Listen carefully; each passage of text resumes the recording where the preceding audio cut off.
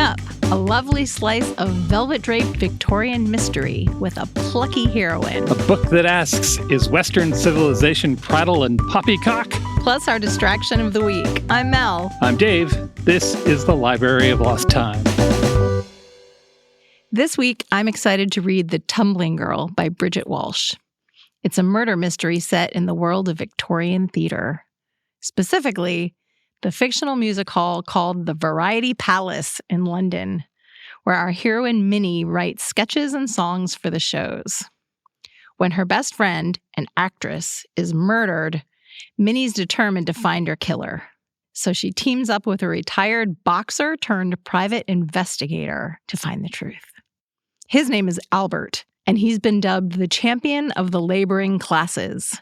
A gentleman detective whose mission is to help those who cannot help themselves. From what I've seen of Victorian theater, I don't need to see any of it, but it would be delightful to be backstage. Strong agree.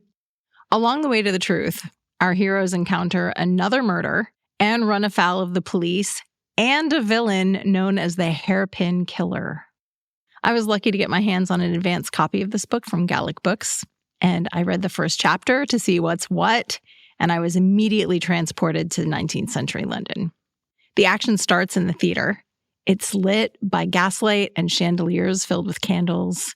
It's decorated with paintings of exotic landscapes and world capitals like Paris, Rome, Geneva. There are gilt-framed mirrors. And everything is painted a tacky pink and gold because the owner heard somewhere that pink encouraged people to drink more. The book is filled with nice evocative details like that. In another scene, a questionable character is picking up a lady of the night, and I felt like I could smell the dank odor of the Thames and hear the rats scrabbling on the cobblestones. What do you think it says about me that when we go to London, I want it to be sunny, but when I read books set in London, I want them to be really foggy and spooky? I think London wears all weathers well, but I do enjoy a nice sunny day in London. It's true. If a trip to 19th century London with a saucy heroine sounds like your kind of thing, get your hands on The Tumbling Girl by Bridget Walsh.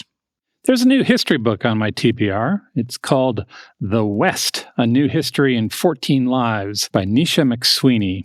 Mac Sweeney is a classical archaeologist and an ancient historian. She's a professor at the University of Vienna. She has two main points in the book.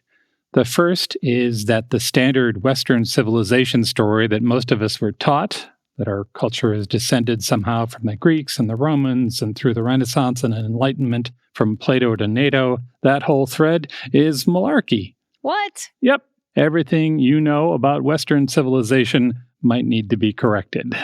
Western and, quote, non-Western cultures have talked and interacted with each other throughout history. And second, she presents the idea that the way we tell this story is a political act. Maybe not an overt top hat and handlebar mustache political act, but still, maybe we should reconsider how we think about who we are. Mac Sweeney presents her ideas through the lives of 14 people. She starts with an ancient Greek historian and runs through the lives of many people I did not know, royalty, philosophers, a poet, an ex-slave. The Guardian called it clever and thought-provoking and said it leaves us with a richer, fuller understanding of epochs, worldviews, and fascinating individuals from the past. It's The West, A New History in 14 Lives by Naoíse Mac Sweeney. And now our distraction of the week. Today, I want to take us back to the spring of 1917. Okay.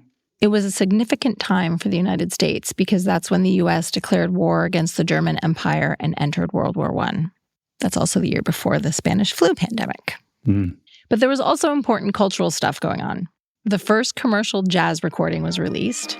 That was a song called The Livery Stable Blues by the original Dixieland Jazz Band.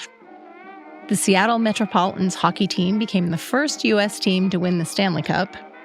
And relevant to our interests, the first Pulitzer Prizes were awarded. The Pulitzer Prize was established by legendary newspaperman Joseph Pulitzer. Yeah.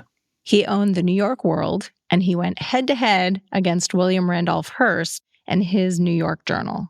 They were bitter rivals. They poached staff from each other, they had pricing wars, and they tried to out-news each other, which led to a lot of yellow journalism. I covered all of this in our newsroom episode of our Strong Sense of Place show, if you want to go back and listen to that. I remember in that episode developing an opinion about Pulitzer over Hearst. 100%. Eventually, Pulitzer regretted his yellow journalism days, and he did a lot to try to make up for it. He established the first graduate program in journalism at Columbia University, and he set up the prize that bears his name. Each year, the Pulitzer Prize honors the best works in journalism, literature, and music in the United States. Yeah. Back in 1917, the first year the prizes were awarded, 4 prizes were given, 2 for books and 2 for journalism. The winning books were A History of the Relations Between the U.S. and France up to that point. Doesn't sound like my cup of tea, but it is available on the Internet Archive if you want to tackle that for some reason. Yeah. And the biography of Julia Ward Howe. Her name might not be familiar to you, but she's the American author and poet who wrote the Battle Hymn of the Republic. She was also a suffragist and a magazine editor. And in a big moment of, aww, her children collaborated on her biography that won the Pulitzer. Oh, that's nice. Yeah. I do encourage you to visit her Wikipedia page to see her photo. She is the personification of the word formidable in a white lace bonnet. On the journalism side, the first winners were an editorial published in the New York Tribune on the first anniversary of the sinking of the Lusitania. The listing on the Pulitzer website says, "No author named," which I just find so poignant. Like, this person won a Pulitzer Prize. Yeah. And their name is lost to time. Yeah. The other winner was Herbert Bayard Swope of New York World for a series of articles he wrote called Inside the German Empire. Those articles became the basis for a book of the same name. And now I have to take you down the rabbit hole of the things I learned about Mr. Herbert Bayard Swope. Oh, all right. Because he seems to have been one of those larger-than-life early 20th century characters. He's credited with coining the phrase Cold War. Oh, all right. He wrote a speech for a political advisor in 1947 that included the line, "Let us not be deceived, we are today in the midst of a Cold War." He was also a skilled poker player. He played a legendary game in Palm Beach in 1923 with an oil baron, a steel magnate, and Florence Ziegfeld of the Ziegfeld Follies. And Swopes won $470,000. Oh, my goodness. Which in today's money is about $8 million. That's amazing. He also loved croquet and was inducted into the Croquet Hall of Fame. You don't normally picture those two hobbies together. You really don't. Speechwriter and the poker thing, that makes sense. The croquet thing, I guess early 20th century, maybe that's It's an excuse to be out in your lawn, I guess. Chatting it up with the guys, precursor to golf. Yeah. Yeah. Finally, he had a mansion in Long Island, New York that sounds like something straight out of The Great Gatsby. You approached the house by a circular driveway lined with trees. Yep. And the back of the house faced a broad lawn that sloped down to a private beach.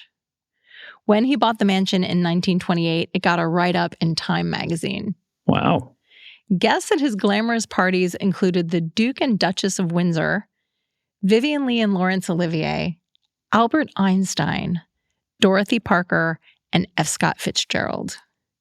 He was friends with the people who were in the Algonquin Round Table, but was not part of the Algonquin Round Table, although he did play poker in their Saturday night game. Swope died in 1958 when he was 76. Near the end of his life, he said about his career and his gambling hobbies, "I think I've just about broken even, but I've had a hell of a lot of fun doing it."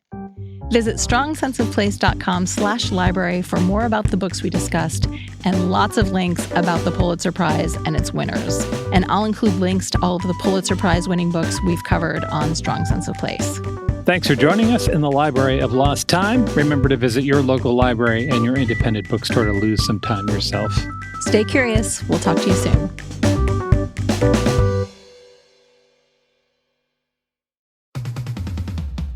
I'm Amy Nicholson, the film critic for the LA Times. And I'm Paul Scheer, an actor, writer, and director. You might know me from The League, Veep, or my non-eligible for Academy Award role in Twisters.